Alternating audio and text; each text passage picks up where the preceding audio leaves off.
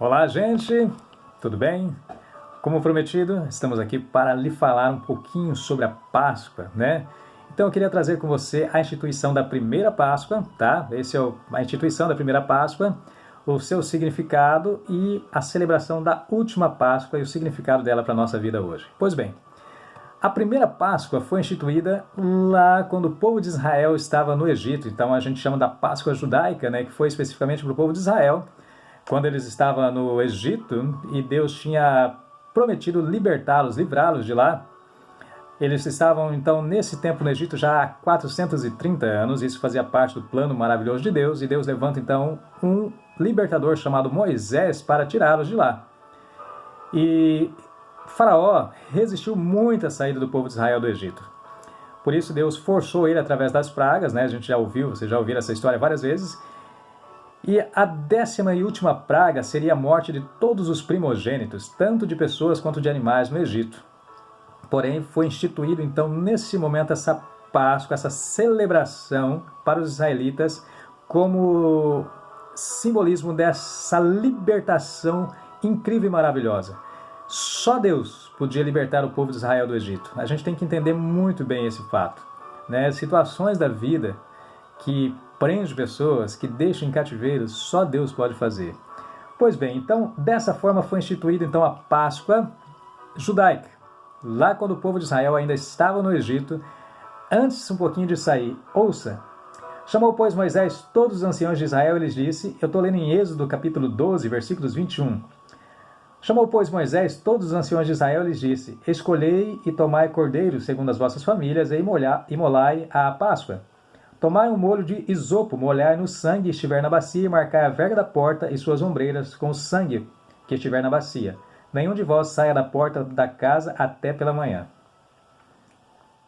Porque o Senhor passará para ferir os egípcios, quando vir, porém, o sangue na verga da porta e ambas as ombreiras, passará o Senhor aquela porta e não permitirá ao destruidor que entre em vossas casas para vos ferir. Guardai, pois, isto por estatuto para vós outros e para vossos filhos para sempre. E uma vez dentro da terra que o Senhor vos dará, como tem dito, observai este rito. Quando vossos filhos lhe perguntarem que rito é este, responderei ao sacrifício da Páscoa ao Senhor, que passou por cima das casas dos filhos de Israel no Egito, quando feriu os egípcios e livrou as nossas casas. Então o povo se inclinou e adorou. Então aqui a Páscoa foi instituída como um rito, né, de passagem. A passagem do anjo da morte, a condenação dos egípcios e a libertação de Israel, do povo de Israel. E é interessante que ele pede naquela noite para que eles imolem um cordeiro, matem um cordeiro, peguem o sangue, coloquem numa bacia e com o isopo que ele fala que era um tipo de erva que eles usaram em cerimoniais de purificação, que passasse nas vergas da porta, nos umbrais e nas vergas. E naquela noite, quando o anjo passasse, as casas que as pessoas estivessem lá, feito o que Deus havia falado que era para ser feito, eles seriam poupados da destruição terrível que vinha. E então a Páscoa foi instituída como esse rito de passagem, tá? É um rito de passagem. E a palavra Páscoa na língua original, na língua hebraica, significa passar por cima.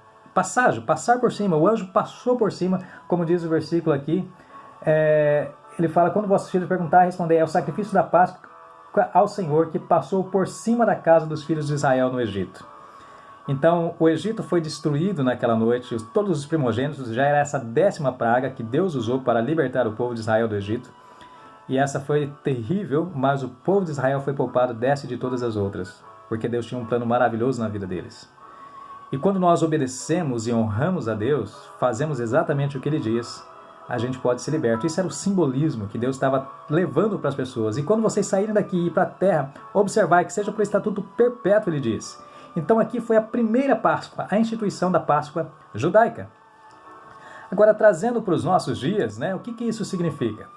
A Páscoa judaica, ela apontava por uma coisa maior que Deus iria fazer, certo? O livramento do Egito era um sinal do livramento espiritual que Deus iria oferecer a todos aqueles que creem, você e eu. Jesus foi crucificado durante a festa da Páscoa judaica, assim o corpo e o sangue do Cordeiro poupou a vida do primeiro filho de cada família judaica. O sangue de Jesus nos livra da morte e da condenação eterna. Nesse rito de passagem lá no Egito, aquele sangue fez com que o anjo libertasse aquelas famílias, poupasse. E hoje, para os nossos dias, né? O sangue de Jesus nos livra da morte e da condenação eterna. Ele se entregou naquela cruz, derramando sangue inocente para que a gente pudesse ser livre. O pão, ele sinalizava, né, que eles comeram aquele cordeiro com pães sem fermento e ervas amargas, né? O pão, ele simboliza o corpo de Jesus que foi oferecido por nós. O fermento representava o pecado que foi tirado de nossas vidas por seu sacrifício, né? A Bíblia nos fala isso em 1 Coríntios, capítulo 5, versículos 7 e 8, diz o seguinte: lançai fora o velho fermento para que sejais nova massa, como sois de fato sem fermento, pois também Cristo, nosso Cordeiro Pascual, foi imolado. Por isso celebramos a festa não com fermento, com velho fermento, nem com fermento da maldade e da malícia, e sim com asmos da sinceridade e da verdade. Então aqui as ervas amargas, né, elas simbolizavam a escravidão no Egito, né? Foi o que aconteceu, eles foram escravizados lá no Egito e aquela situação simbolizava isso, né? As ervas amargas. E para os nossos dias, então, a gente celebra isso, né, por causa de Jesus. Nós não precisamos mais celebrar a Páscoa judaica da mesma forma que eles faziam. No entanto, é muito importante lembrar da morte e da ressurreição de Jesus, que nos libertou da escravidão do pecado. Como o povo de Israel só poderia ser liberto do Egito por uma ação de Deus, nós só podemos ser libertos de nossos pecados por uma ação de Jesus Cristo. Aquele sangue derramado na cruz do Calvário é a nossa salvação. Ele foi o Cordeiro prometido. Ele foi aquele que veio e tomou o nosso lugar. Então, por isso, nós celebramos, porque Jesus ele não ficou morto. Ele ressuscitou. E olha o que ele nos diz na sua palavra, em João, quando ele estava numa situação da ressurreição de Lázaro, um grande amigo dele, ele nos diz o seguinte, em João 11, 25, disse Jesus: eu sou a ressurreição e a vida, quem crê em mim, ainda que morra, viverá. E todo aquele que vive e crê em mim, não morrerá eternamente. E sabe quando Jesus celebrou a última Páscoa? Foi um pouquinho antes da sua morte. E no mesmo momento que ele celebra a Páscoa, ele institui a ceia, que hoje nós lembramos daquele sacrifício dele, quando nós temos o pão e o vinho, né? O sacrifício de Jesus, o corpo dele sendo entregue e o sangue dele derramado para nos purificar de todo o pecado. E eu queria terminar essa explicação para você com o versículo de João 3,16. Porque Deus amou o mundo de tal maneira que deu seu Filho unigênito para que todo aquele que nele crê não pereça, mas tenha vida eterna. Assim como Deus libertou o povo de Israel do Egito, daquela escravidão que não poderia sair se Deus não fizesse alguma coisa, assim Deus quer libertar você do pecado que te rodeia, né? Você tem situações talvez que você está vivendo numa prisão. Deus tem a libertação através de Jesus Cristo, porque Ele morreu, ressuscitou, derramou aquele sangue e Ele é o único capaz de nos libertar. Então celebre a Páscoa, lembrando que significa libertação do pecado, libertação para uma vida eterna ao lado de Deus. Na descrição do vídeo eu vou deixar o meu contato, se você quiser ter mais informações sobre isso, estou à disposição. Que Deus abençoe grande, rica e poderosamente a tua vida e que de fato, pensando e refletindo sobre isso, você tenha uma feliz Páscoa, celebrando a ressurreição daquele que vive eternamente, Cristo Jesus. Quero orar por ti. Deus e Pai, obrigado pela oportunidade que temos de termos a sua palavra e saber disso, da sua ação, Pai, a favor de todos aqueles que estão escravizados no pecado. Assim como o povo de Israel estava escravizado no Egito, o Senhor instituiu essa Páscoa.